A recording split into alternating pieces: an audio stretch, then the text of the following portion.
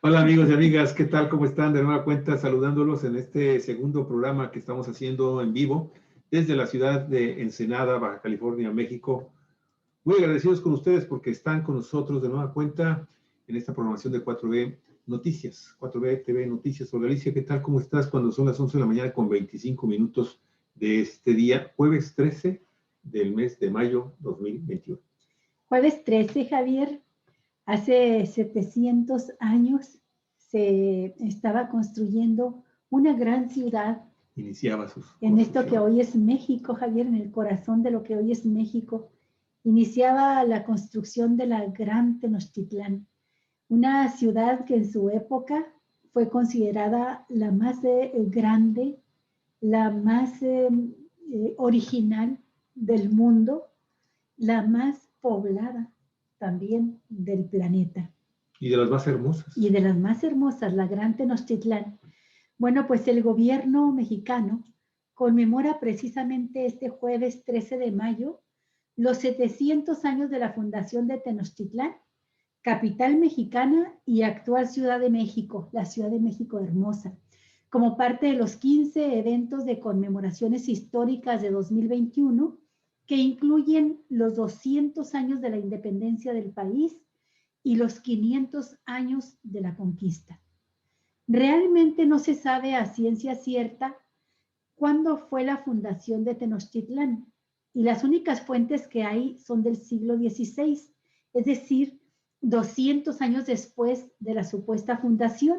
Dicen que esa fecha coincidiría con el año 1325. Así lo asegura el investigador emérito del Instituto Nacional de Antropología e Historia del INAH, Antonio García de León. El historiador recuerda que ni los propios aztecas tenían una fecha definitiva para fijar la fundación de la ciudad, y la única que se menciona en el siglo XVI, ya cuando los españoles se habían instalado en México, es la fecha de 1325 en uno de los documentos pictográficos.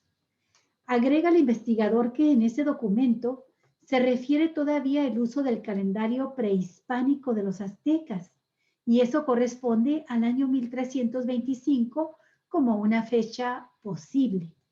El doctor en historia por la Sorbona de París dijo que determinar una fecha de esa manera es una imposición, y recordó que hasta ahora ningún arqueólogo, ningún historiador ha avalado esto, e incluso se ha negado a participar en este embuste. Es su opinión personalísima.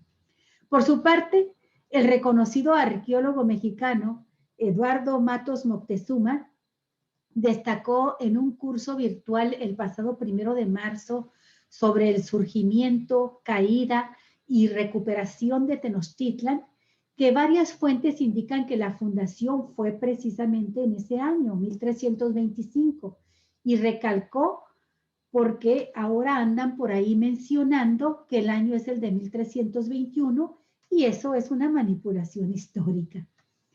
Para el también catedrático de la UNAM, el gobierno mexicano está pensando que la Ciudad de México se fundó con un acta y un gran acontecimiento, y en realidad no, porque las ciudades mesoamericanas no se fundaban así. Yo tampoco creo que el gobierno de México esté pensando eso, así, ¿no? Es un sarcasmo. No es no puede ser que realmente crea eso.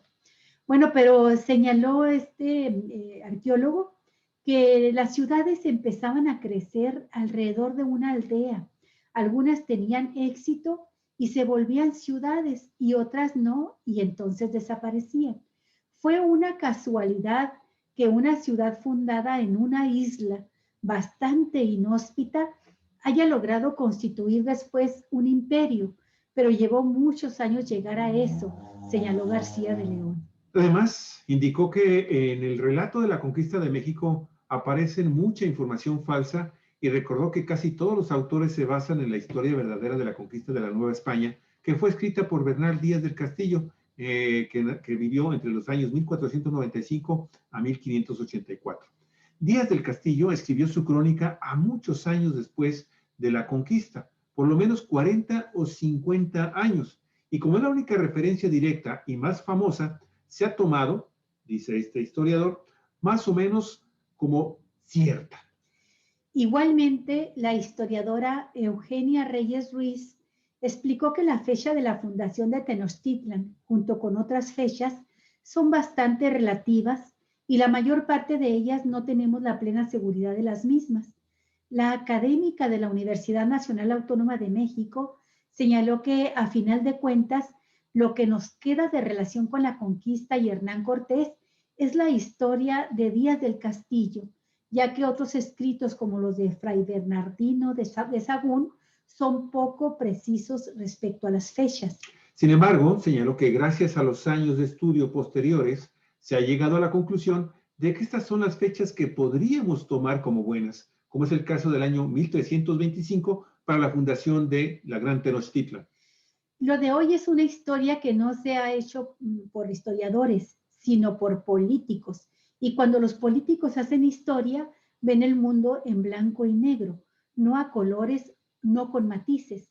Mientras que los historiadores, por el contrario, tratamos de analizar los acontecimientos más o menos tal y como ocurrieron y ateniéndonos a lo que las pocas fuentes que existen. Pues gran polémica, ¿no? Pero a final de cuentas, Olga, haya sido 1321, 1325, pues yo de alguna forma le doy la razón por parte a los historiadores de decir, bueno, no se funda de la noche a la mañana y esto es un proceso largo, y más en el caso específico del pueblo del Aztlán, porque hay que recordar que se pasaron prácticamente 200 años de migración en Galicia desde que salieron de un lugar que todavía tampoco conocemos en dónde se localiza.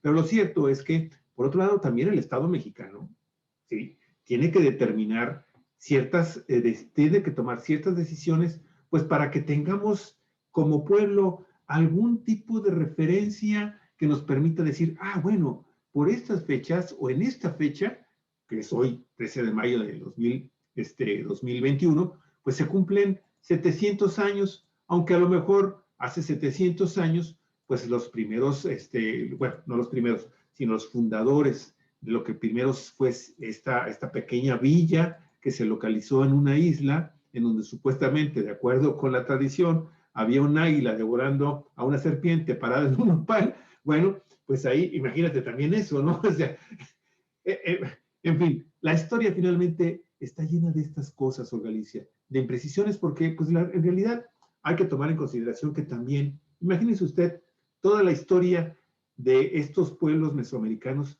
que se perdieron con el tema de la destrucción de sus manuscritos, de sus códices. Y ahí pues había cosas que pudieran habernos ayudado más a conocer su historia, pero pues se pierde. Sí, y bueno, también es muy interesante alinear en la historia tres acontecimientos de gran magnitud, Javier, que no importa con una precisión a detalle el día, la hora y el minuto. Lo que importa es que coinciden en términos generales en esas fechas, y creo que de lo que sí tenemos la referencia exacta es del momento, Javier, en que se da la entrada de Cortés a Tenochtitlan y la caída de esta gran ciudad. También tenemos la fecha exacta de cuando se da la independencia, se proclama ya la independencia de México, ¿no? El grito de Dolores que da el padre, el cura Hidalgo, sino ya la firma, el documento que deja establecida la independencia de nuestro país respecto a la corona española. Entonces, hacer coincidir tres fechas de gran magnitud histórica para nuestro país me parece un gran acierto. Así es. 700 años de la fundación de la Gran Tenochtitlan, 500 años de la caída de Tenochtitlan a manos del Imperio Español y también aliados con los grupos... fundamentalmente, ¿no? Sí, con los otros reinos sometidos por los mexicas. Un ejército compuesto por casi el 97% de tribus nativas que estaban enfrentadas con los mexicas. Sí. En todo lo que hoy se conoce pues, como México, ¿no? La zona centro y sur de nuestro país. Esa como la segunda referencia histórica importante, 500 años de esos acontecimientos y 200 años de la proclamación de la independencia. Es una buena manera de conmemorar todos esos acontecimientos históricos en un año, este año de 2021. Javier, yo nada más quiero Mira, leer. nada más qué belleza, qué cosa tan impresionantemente Sí. hermosa la Ciudad de México. Quiero leer a Tenochtitlan. propósito de esta ciudad algo que escribió Enrique Semo y Adelante. proponerte que después lo Adelante. rescatemos Sí, todo sí, porque por hizo una gusto. serie de 5 artículos. Perfecto. Pero esto me gusta mucho cómo lo dice este gran historiador Enrique Semo. México Tenochtitlan, la ciudad más grande del mundo a principios del siglo XVI, era el centro político y económico de la zona más densamente poblada de lo que sería después la Nueva España. La Cuenca de México, cuya forma es de un rectángulo irregular, inclinado en sentido noreste-suroeste, con una superficie de casi 10.000 kilómetros cuadrados. Sus límites naturales son cadenas montañosas de considerable altura, entre las cuales podemos mencionar los volcanes Iztaccíhuatl, Popocatépetl y el Ajusco. En el centro de la cuenca se encontraba el Gran Lago o complejo de lagos que se alimentaban con el flujo de los manantiales y el aporte de los ríos. Según los conquistadores, al amanecer, desde las montañas, este se veía como una gran tarja de plata. Sobre las islas y en las riberas se apiñaban las ciudades levantando los techos de sus templos y macizas pirámides y sus vastas cementeras. La población estaba distribuida en unos 200 poblados con sedes como Azcapotzalco, Texcoco o Culhuacán. La principal zona agrícola de la cuenca era la región de las Chinampas, en los lagos de Xochimilco y Chalco, al sur. Las sociedades de la cuenca, anteriores a la conquista, están basadas en una compleja tecnología hidráulica que permite disponer de excedentes agrícolas y que buena parte de la población se dedicara a actividades no productivas, originándose así una elaboración cultural muy rica y diversa. Los tenochcas construyeron diques y acueductos para moderar el flujo de los lagos y los ríos. El primer acueducto, que fue construido hacia el año 1430, es el de Tlacopan, al que siguieron los de Chapultepec y Coyoacán.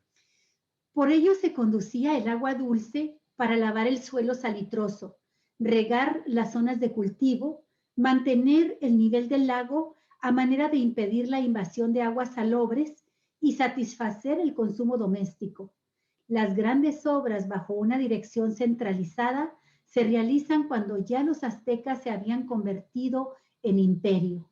México Tenochtitlan era no solo el centro de la cuenca, sino también la cabeza de un vasto imperio, pero no de un imperio estable con muchos siglos de historia, sino de un dominio naciente en formación, fundado apenas en el año de 1428, después de la derrota de Azcapotzalco.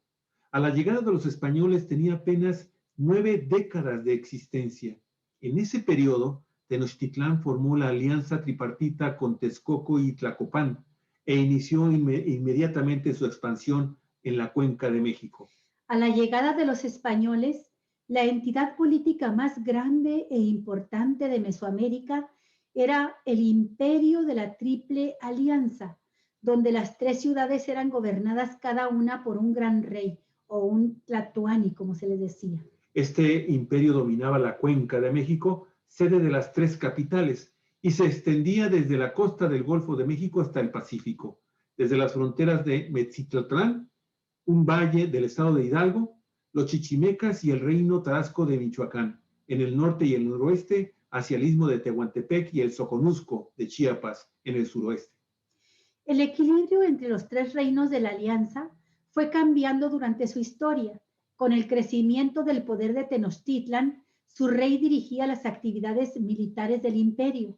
Moctezuma II, quien gobernó de 1502 a 1520, alienta a Texcoco, el segundo poder de la alianza, a una guerra con Tlaxcala en 1515, pero los traiciona avisándole a los tlaxcaltecas y usa la derrota de Texcoco para justificar la revocación de su derecho al tributo en una amplia zona. Finalmente, al reclamar Nezahualpilli, rey de Texcoco, Moctezuma respondió que el imperio se gobernaría a partir de entonces por solo uno de los 3 reyes y que él era el supremo señor.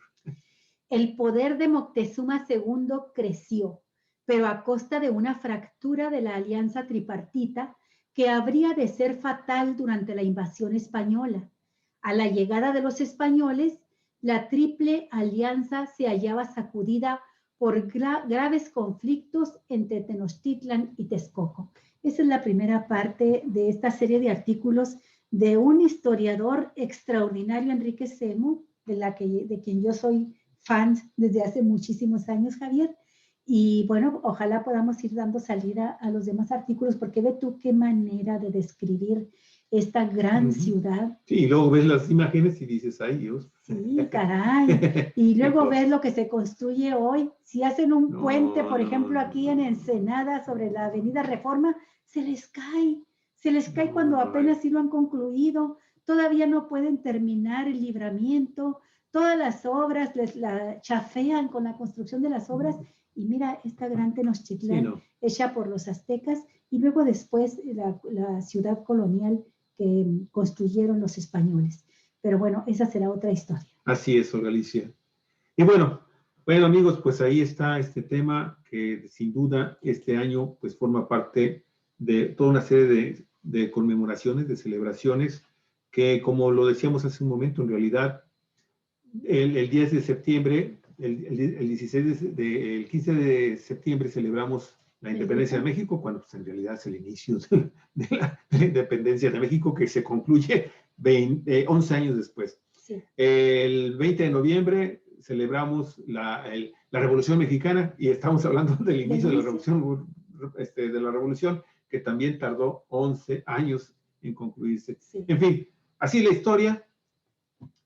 Y lo demás. Y yo diría que la Revolución Mexicana en realidad se concluye hasta la época cardenista, Javier, hasta entonces. Fíjate, sí. Fíjate. Bueno, en fin, amigos y amigas, ahí quedamos con ese tema. La segunda nota, ¿de qué se trata? Bueno, ya nos aterrizamos aquí en la realidad cotidiana, en este contexto de la campaña electoral que está viviendo el país, una elección de medio sexenio en donde está en disputa ni más ni menos que el control, la mayoría, sobre la Cámara de Diputados. Con ello la viabilidad que pueda tener la cuarta transformación en los 3 próximos años, y una elección que es concurrente, porque se eligen 15 gobernadores en el país, casi la mitad de los gobernadores que existen en las entidades federativas, y se eligen 30 congresos locales, Javier. ¡Qué barbaridad! Entonces es una elección muy importante. También, por supuesto, se eligen gobiernos municipales, como es el caso de Baja California. Así es. Bueno, esta elección tiene ya muchos puntos de conflicto. Y decíamos en la mañana que un candidato del PRI a la gubernatura por Nuevo León fue a pedir la intervención de la OEA para detener a López Obrador, para evitar que López Obrador tenga injerencia, dice, que esté metiendo las manos en las elecciones de Nuevo León, y para rescatar la democracia, dice el priista. Bueno, no tenemos nada que ocultar, responde el presidente López Obrador tras la denuncia de Adrián de la Garza ante la Organización de los Estados Americanos, la OEA. El presidente López Obrador dijo esta mañana que su gobierno no tiene nada que ocultar tras la denuncia del candidato del PRI y del PRD a la gubernatura de Nuevo León, Adrián de la Garza, que fue a hacer esta denuncia contra el presidente en la Organización de Estados Americanos por intervenir en elecciones. Ya me fueron a acusar en la OEA, imagínense, dijo López Obrador, imagínense. Nosotros no tenemos nada que ocultar, estamos luchando por la democracia y puede venir cualquier organización. Están las puertas abiertas. No impedimos a nadie que observe lo que está sucediendo en el país, mencionó el mandatario. López Yo Obrador. diría que al contrario, ¿no, Javier? López Obrador remarcó que su administración está obligada a denunciar ese tipo de actos porque es un delito. Sin embargo, puntualizó que esto lo debe resolver la autoridad correspondiente. Y lo dijo así: ni la OEA ni el INE son los encargados de indagar el tema de la entrega de tarjetas por parte de candidatos que buscan comprar el voto. Eso le corresponde a la Fiscalía General de la República. Ayer, el priista Adrián de la Garza se reunió en Washington con el secretario general de la OEA, Luis Almagro, para denunciar presuntas políticas de violación a la Carta Democrática Interamericana de parte del presidente López Obrador en las elecciones de Nuevo León y en todo el país. Y bueno, pues así va, Galicia, se siguen incrementándose el tono de las denuncias, de las quejas, de las respuestas, Y bueno, esto espero que nada más sí haya servido como un aviso de lo que va a estar lleno este proceso electoral en nuestro país, en donde sabemos que existen, Olga, a nivel de Latinoamérica, una enorme cantidad de acciones encabezadas por la Organización de Estados Americanos que han levantado la protesta de los pueblos latinoamericanos que eligieron democráticamente a sus gobernantes. Sí. Y la OEA ha sido un instrumento muy, muy importante de la derecha y la ultraderecha a nivel mundial, ¿sí? Para finalmente, y bueno, esa derecha y ultraderecha encabezados por los grandes consorcios transnacionales y multinacionales, ¿sí? Los grandes consorcios financieros que dominan el mundo y que, pues, son capaces, ayer lo estábamos escuchando, nos lo ratificaban, que tienen una idea muy concreta, estas organizaciones y el gobierno de Washington, de que están viendo de que el mundo se está comenzando a levantar, se está comenzando a organizar, fundamentalmente entre los países europeos, pero fundamentalmente en Asia, y eso, Galicia, pues la está generando unos graves dolores de cabeza desde el punto de vista económico y también militar al gobierno de los Estados Unidos. Y bueno, dicen, no lo acaban de recordar, bueno, pues ahí está el patio, ¿no? Ahí está el traspatio, ahí está Latinoamérica. Sí. Vasto en recursos, con gobiernos corruptos, fácilmente manipulables. Bueno, pues ahí vamos a meterle lana para sacar adelante nuestros proyectos de intervención. Y sacar adelante gobiernos que les sean afines en ese interés, ¿no? Así es. Ayer, Javier, yo por un lapsus lingüe mencioné una palabra por otra. En lugar de decir belicoso, dije veleidoso. Pero ahora lo quiero decir intencionalmente.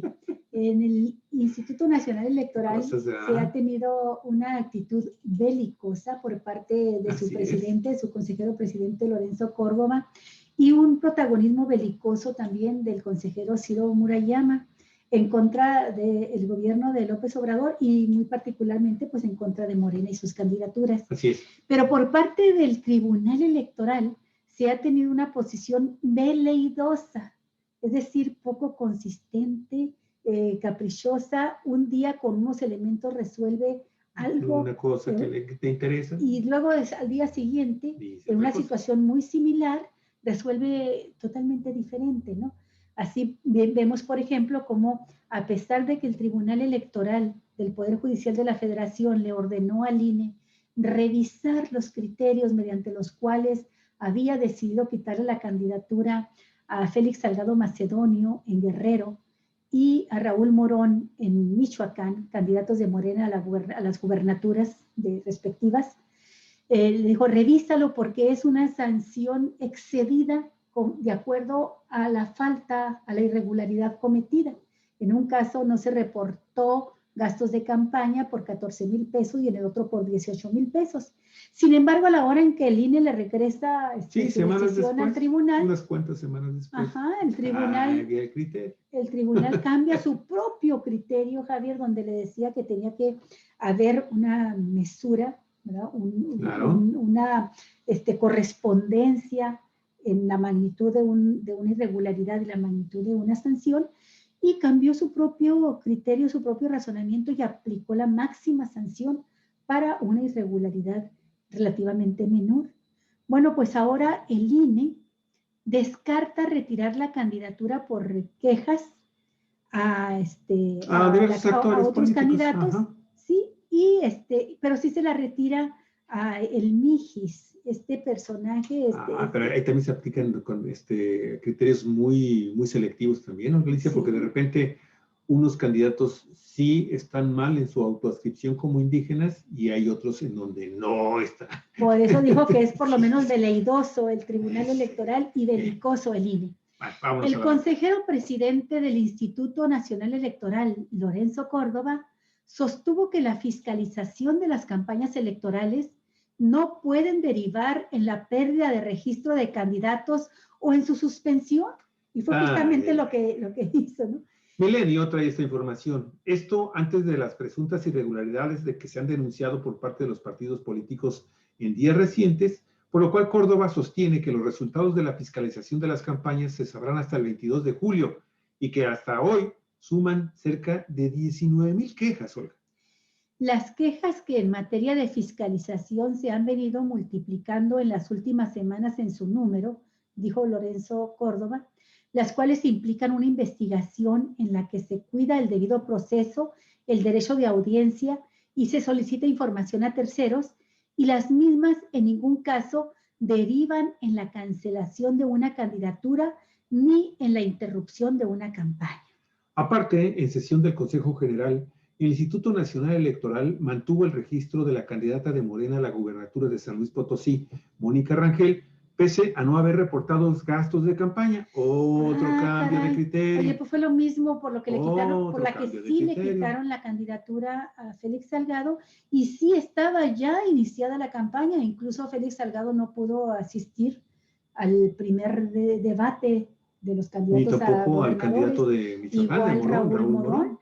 Entonces, fíjate cómo se contradice aquí. Son declaraciones textuales, entrecomilladas, donde Córdoba dice que en ningún caso la audiencia, la solicitud de información, la fiscalización de los gastos de campaña, en ningún caso, dijo él, derivan en la cancelación de una candidatura ni en la interrupción de una campaña. Eso hicieron en Guerrero y en Michoacán, pero no lo hacen ahora en San Luis Potosí. Por otro lado, el instituto sancionó al Comité Estatal de Morena en San Luis Potosí con 5,923,000 pesos por incumplir con la obligación de presentar el informe de ingresos y gastos de precampaña de la candidata y aspirante morenista a la gubernatura, Mónica Rangel. Esto por realizar diversas modificaciones a su convocatoria al proceso interno de selección.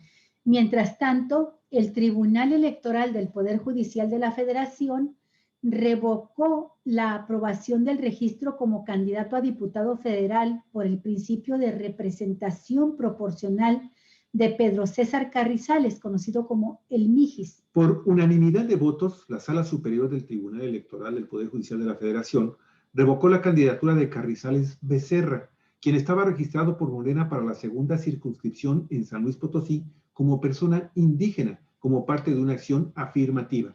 La revocación se dio debido a que el Mijis presentó ante las autoridades electorales constancias no reconocidas para acreditar su pertenencia a una comunidad indígena. Los directores de asuntos indígenas de los municipios de San Antonio y Axtla de Terrazas, en San Luis Potosí, negaron haber expedido los documentos presentados por Morena. Qué barbaridad, mira, y asimismo el Tribunal Electoral confirmó la revocación del registro de las candidaturas del panista Liborio Vidal Aguilar, la morenista Alfa Tavera Escalante y el emesista Jorge Canul Rubio a la Diputación Federal por el Distrito 1, que corresponde a Mérida, en Yucatán. Ciudadanos indígenas y asociaciones civiles impugnaron las 3 candidaturas, porque para esa posición los partidos políticos debieron postular a candidatos pertenecientes a alguna etnia, y ninguno de los aspirantes que ayer fueron sacados de la competencia cumple con ese requisito, pese a que se autoadscribieron como representantes de la etnia maya. Bueno, pues aquí que pongan barbas a remojar en caso de que el tribunal actúe con este mismo criterio y no vaya a salir con sus decisiones veleidosas. Bueno, si actúa con este mismo criterio, está en juego la candidatura. 8 candidatos.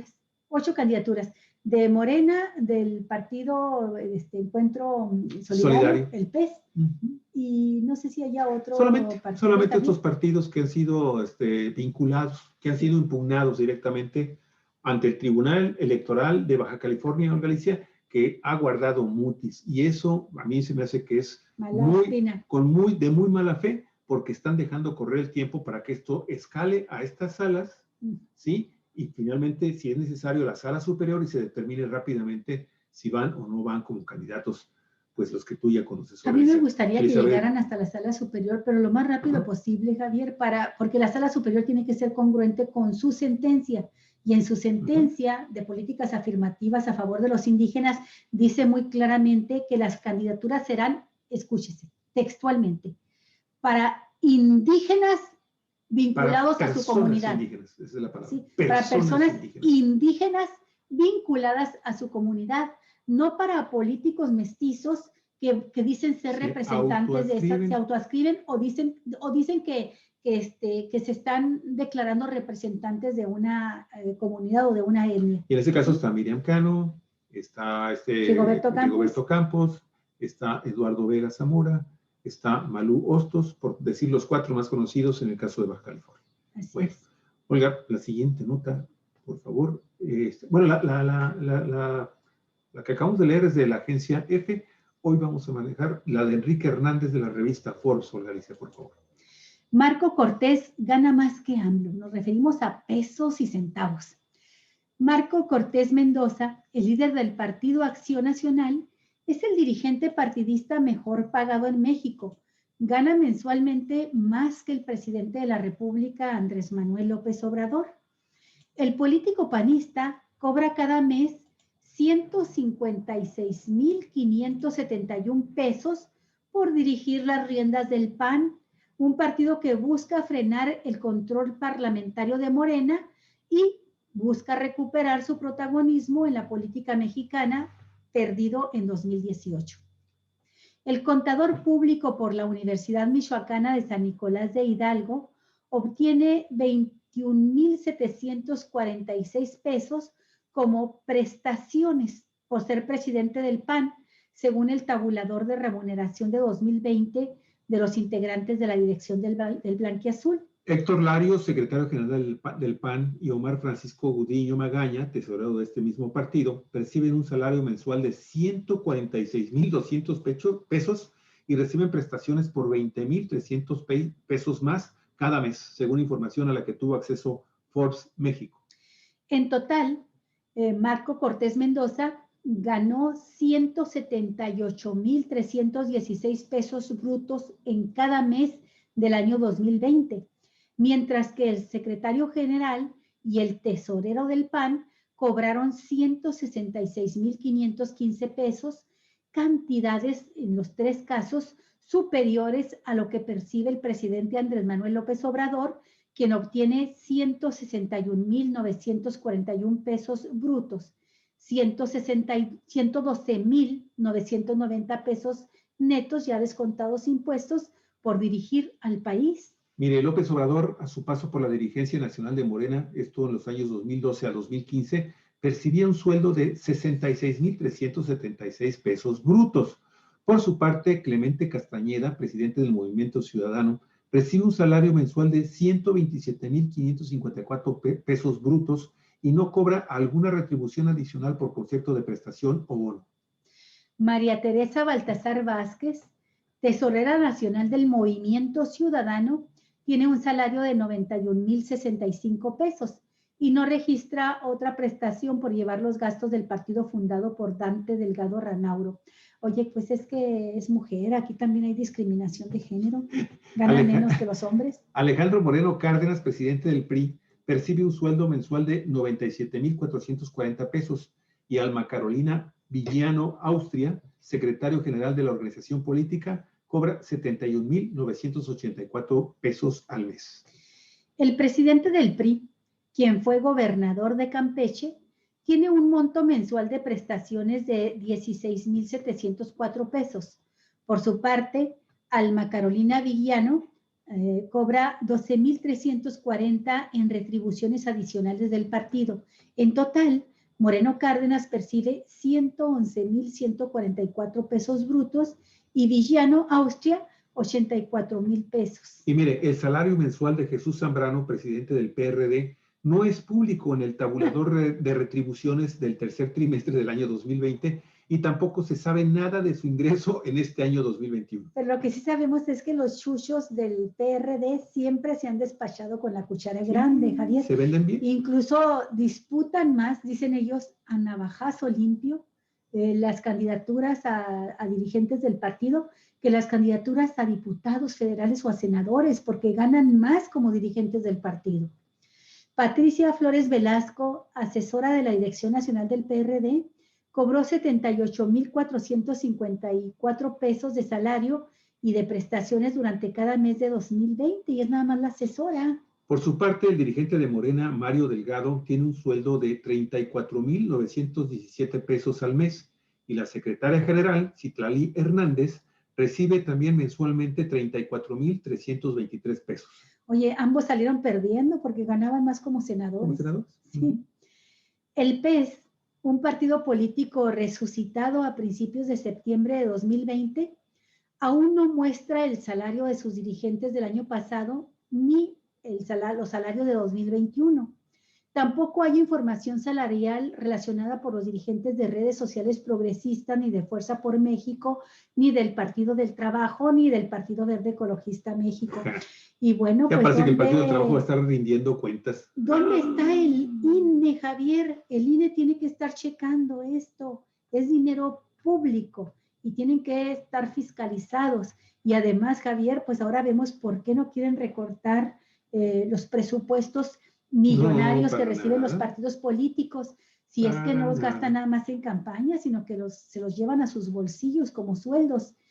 Hace tiempo que los mexicanos estamos exigiendo una reducción drástica en los presupuestos de los partidos políticos. Pues que sirva esta información, Alicia, para que a ver si se puede obligar a la transparencia de los partidos. Ok, sabemos que la administración del dinero público lo tienen los partidos precisamente para que entre ellos definan sus salarios, sus sueldos y todo esto. Pero, Olga, tiene que haber finalmente también una fiscalización de carácter también, incluso si tú quieres de carácter ética y moral, que determine, oye, pero ¿cómo es posible que estén ganando estos supersueldos? Oye, los panistas todos ganan arriba del sueldo del presidente de la República. Sí, Javier, sí. Bueno, y si le revisas tantito, no te lo vas a creer, pero hay presidentes municipales de municipios pequeñísimos gobernados por el PAN que ganan más de 400,000 pesos al mes. Así, como lo oye, como si fuera un magistrado de la Suprema Corte de Justicia de la Nación. ¿Sí? Muy bien. Amigos, vamos a la siguiente nota de Verónica García de León Robles, de Animal Político. ¿Y sabe qué?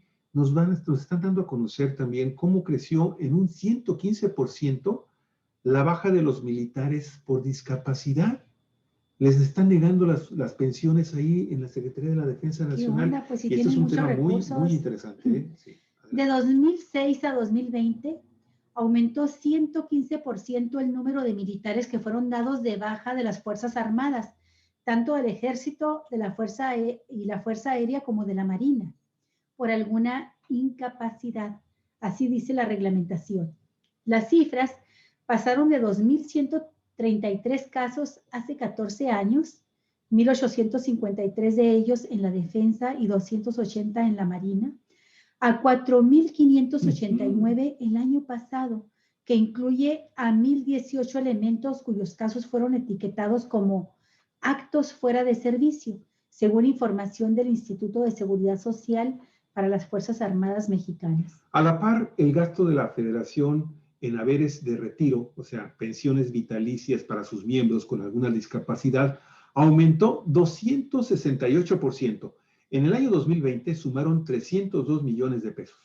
Pero ese monto es apenas el 2% del gasto total en haberes de retiro de las Fuerzas Armadas, que suman en ese lapso 15.120 millones de pesos, donde se incluyen las pensiones al personal en edad para retirarse y de quienes solicitaron su retiro voluntario al cumplir más de 19 años de servicio. Mire, los abogados especializados en asesoría a personal castrense sostienen que desde el año 2006, tanto el Ejército como la Marina buscan fórmulas basadas en la ley para no pagar pensiones vitalicias en los casos de retiro por discapacidad.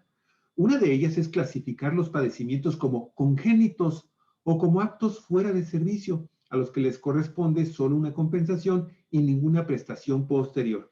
La tendencia es a determinar que las discapacidades se generaron fuera de actos de servicio y entonces los militares deben irse a tribunales para que se les reconozca que lo contrajeron en el servicio, en juicios que por lo general gana el Estado, dice el abogado Germán Reyes, retirado del Ejército hace 4 años como capitán segundo de Justicia Militar. Esta es el área que determina la procedencia del retiro. A pesar de que se buscó más información sobre las causas de bajas y retiros en la Secretaría de la Defensa Nacional, no hubo respuesta oficial ni cifras. La excusa fue la veda electoral, una situación coyuntural, pero que poco atañe a las Fuerzas Armadas de este país. Yo trato casos penales, pero me empezaron a buscar cada vez más para casos de incapacidad fuera de actos de servicio, dice César Gutiérrez, abogado militar con más de 20 años de experiencia, y agrega, es notorio en ellos que en los discapacitados del ejército, que el peor enemigo de los elementos son la propia Sedena y la Marina. La mitad de los 3.571 casos que causaron una baja por actos dentro del servicio en estos 14 años son soldados rasos, ¿verdad? Cabos y marinos. En contraste, solo hay 19 generales de división, de brigada o brigadier, que son mandos más altos del escalafón. Según cálculos del Instituto de Seguridad Social de las Fuerzas Armadas, un soldado raso, el grado inicial dentro de la jerarquía militar, con 5 años de servicio, puede recibir un haber de retiro de 6,000 pesos mensuales por el resto de su vida. En el caso de una compensación, una baja por incapacidad congénita o por un evento fuera de servicio, le tocarían 50,000 pesos en una sola exhibición y sin beneficios posteriores. La cantidad en ninguno de los casos sirve para compensar la situación de una persona que quizá ya no pueda encontrar otro trabajo. Al final, las interpretaciones son subjetivas y por lo general limitadas. Muchas veces, quienes resuelven se basan en lo que dice la ley a rajatabla y no tienen la capacidad de analizar todo el problema. Es un pleito que he tenido por años. El personal que lleva los procesos de baja y retiro finalmente deciden desde la comodidad de su escritorio. Esto lo explicó el abogado Gutiérrez, quien se convirtió en defensor de militares tras la muerte de su padre, el general Jesús Gutiérrez Rebollo, encarcelado por presuntos nexos con el narcotráfico y al que finalmente tuvo que salir por falta de pruebas. Los abogados consultados que conocen de cerca los juicios militares coincidieron en que en los procesos de retiro por alguna discapacidad suele salir más favorecido el Estado que los afectados.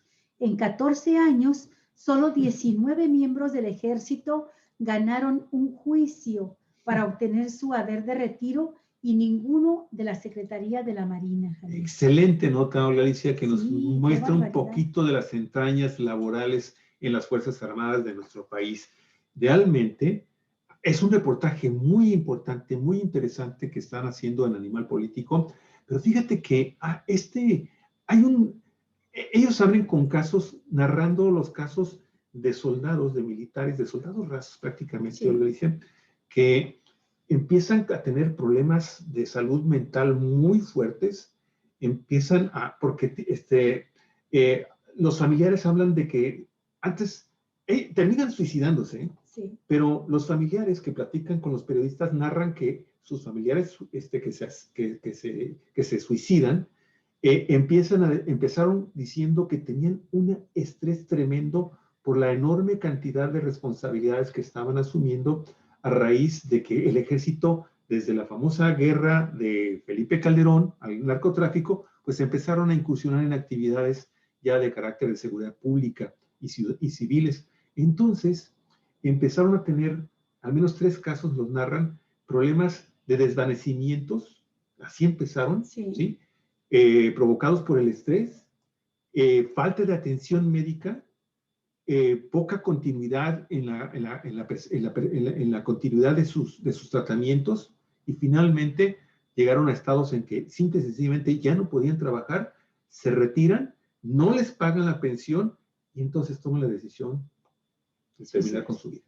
Oye, qué triste situación de veras, porque, bueno, hay mucho que decir sobre los soldados, que a final de cuentas, como dicen ellos, obedecen órdenes, se han visto involucrados en casos terribles de violación de derechos humanos. En algunas comunidades se ganaron el odio de la gente que perdió a sus seres queridos a manos de militares, pero también son ellos los que ponen el cuerpo, Javier, por delante en momentos en que tienen que enfrentar a narcotraficantes, a delincuentes, porque han sido utilizados para medidas, para políticas de seguridad pública, Javier. Y entonces, pues no deja de ser sumamente injusto que estén en estas condiciones laborales y batallando para conseguir una pensión justa al término de su vida laboral, después de que sufren incapacidades por prestación de servicios, Javier. Así es. Y ahora, pues, no sé cuál sea la situación de los salarios vigentes que tengan, pero si está vigente estas pensiones de 6,000 pesos y que tienen que pelear con uñas y dientes para conseguirlas, pues es una tremenda injusticia. Respecto a el general José de Jesús Gutiérrez Rebollo, el padre de este abogado, que está defendiendo a los soldados, a los militares. Que no les pagan sus pensiones. Sí, nada más una precisión, Javier. Gutiérrez Rebollo fue director del Instituto Nacional para el Combate a las Drogas de 1996 a un año nada más, a 1997. Lo detienen acusado de vínculos con el cártel de Juárez, con el Señor de los Cielos, Amado Carrillo. Va a prisión y en una corte militar, porque así era como se estilaba. Es acusado, es sentenciado a 40 años de prisión, y estando en la cárcel muere. O sea, no salió por falta de pruebas, muere a consecuencia de un tumor cerebral que se le desarrolló estando en prisión. Murió el 19 de diciembre de 2013. Qué bueno que lo precisas, lo aclaras. Perfecto. Entonces, sí, pero pues de mucho se habrá enterado también el hijo del general Rebollo, este abogado Gutiérrez, que pues sabe la situación en que están los soldados, y ahí está asumiendo la defensa, lo cual es loable, ¿no? Así es. Y bueno, Olga, vamos a nuestra última nota. Fíjate que ayer se nos pasó felicitar a las y los enfermeros y enfermeras de este país. Se celebró a nivel internacional el Día de los Enfermeros y las Enfermeras.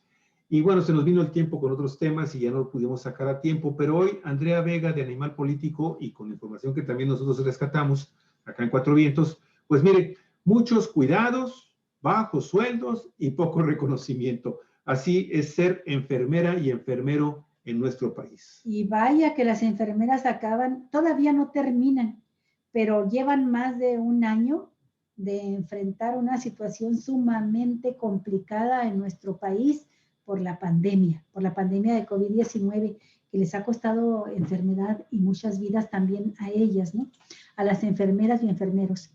Bueno, pues a las enfermeras y enfermeros de México se les sigue viendo como una categoría muy inferior a los médicos y médicas. De acuerdo al portal de nómina transparente de la Secretaría de la Función Pública, una auxiliar de enfermería general rango 80 gana en el Instituto Mexicano del Seguro Social un sueldo neto mensual de 5,153 pesos.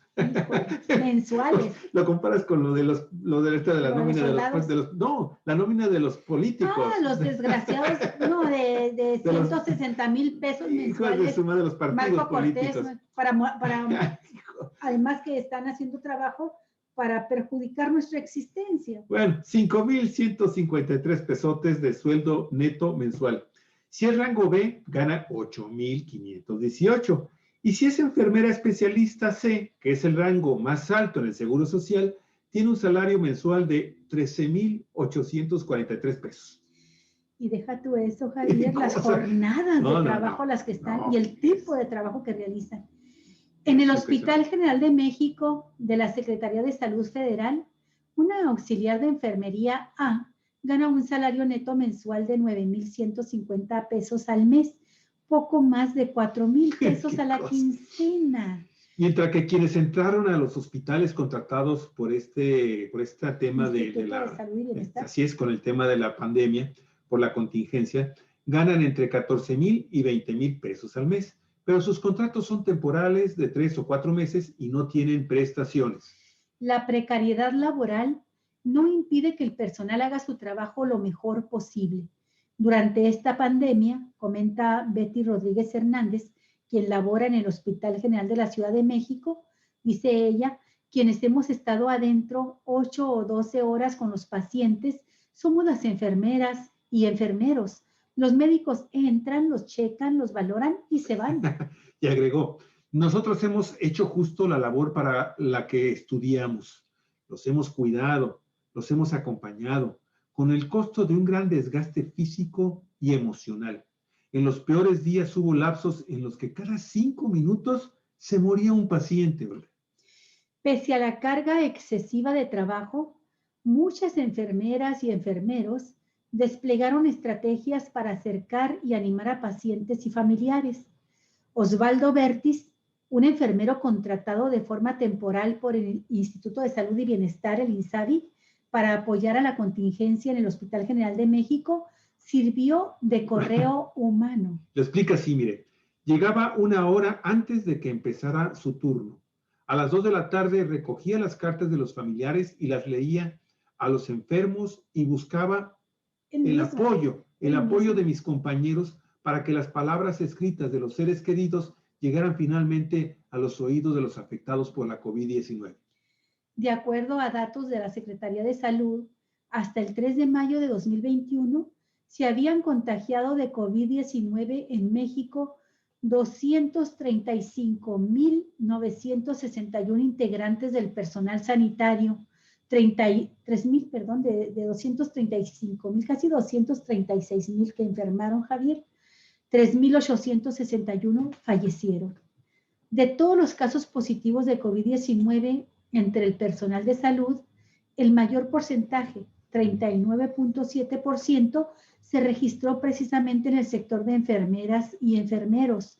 Los médicos acumulan un 26%, aunque en cuestión de mortalidad, los médicos son los más afectados, con 46% del total y 19% en el grupo de enfermeras y enfermeros. Pues esa es la realidad, es la cotidianidad de estos y estas grandes trabajadoras y trabajadores de México, Galicia, a los que desafortunadamente muy pocas veces se les da un reconocimiento. Ayer yo estaba viendo en la ceremonia, en la entrevista mañanera de Andrés Manuel López Obrador, sí, se le dio reconocimientos a un grupo de hombres y mujeres que se dedican a esta actividad, porque pues son personajes que han destacado y que fueron seleccionados por sus mismos compañeros, ¿sí? Que vieron en ellos guías, líderes. Sí. Imagínate la serie de historias que pueden destruirte emocionalmente si no estás plenamente fortalecido de ánimo, sí, cuando encuentras que cada 5 minutos se está muriendo un paciente por el tema de COVID. Sí, Javier, y además acuérdate que muy al principio de la pandemia incluso fueron objeto de agresiones, sí, injurias y agresiones por parte de gente...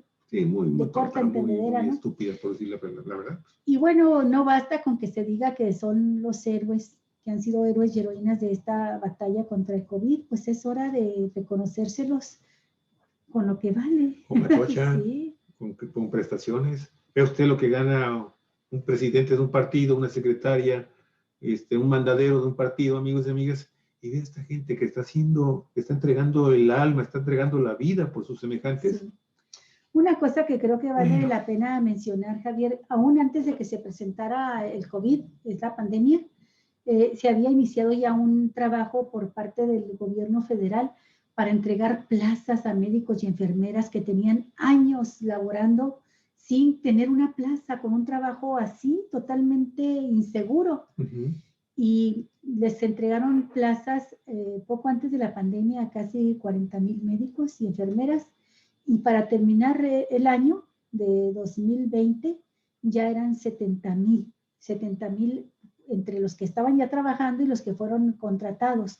Creo que sí han sido contratados porque me parece que ese dato está mal de que fueron contratados nada más temporalmente, porque en varios momentos he leído informes de que fueron plazas creadas permanentes, 70,000 nuevas plazas y con salario pues casi el doble de lo que tienen los trabajadores de salud actualmente. Entonces, sí es muy importante destacar este dato, investigarlo, lo voy a investigar, pero tengo entendido que se trata de 70,000 plazas creadas en este año y con salarios superiores. Bueno, pues con esto damos por terminado. Gracias a lo que tengas por ahí alguna otra información. La verdad es que nosotros queremos agradecerle muchísimo el favor de su atención de nueva cuenta, amigos y amigas. Como siempre, pues pedirles que nos regalen, nos obsequien un like, ¿sí? Y que, pues, también compartan el programa, porque la verdad, Olga, pues, por las cifras que hemos estado manejando últimamente, hemos encontrado una cantidad importantísima de personas que ya nos están siguiendo, que ya están entrando constantemente a nuestro portal, más de 860,000 personas en esta semana han estado con nosotros. A todos ustedes les queremos agradecer muchísimo y que estén aquí en nuestro programa apoyándonos. Y hasta que Cuatro Vientos sea un ventarrón. Así es, que lo es de cualquier... Hay momentos en que sí lo somos, definitivamente, Olga. Bueno, y nada más lo último que me quedaría era pues agradecerles muchísimo el favor de su atención y pues les estamos pidiendo que también esté al pendiente de nuestra programación. Hasta el día de mañana ya reanudamos transmisiones. Sí, y mañana a ver si podemos comentar algo más sobre el cambio ya de candidaturas, Javier, de última hora. ¿No quedaron las hermanas Leizaola? Finalmente, ¿qué desbarajuste se ha hecho en Tijuana con las candidaturas, Javier? En particular la candidatura del PES, pero todas están batallando mucho. Ha habido una inestabilidad política muy grande.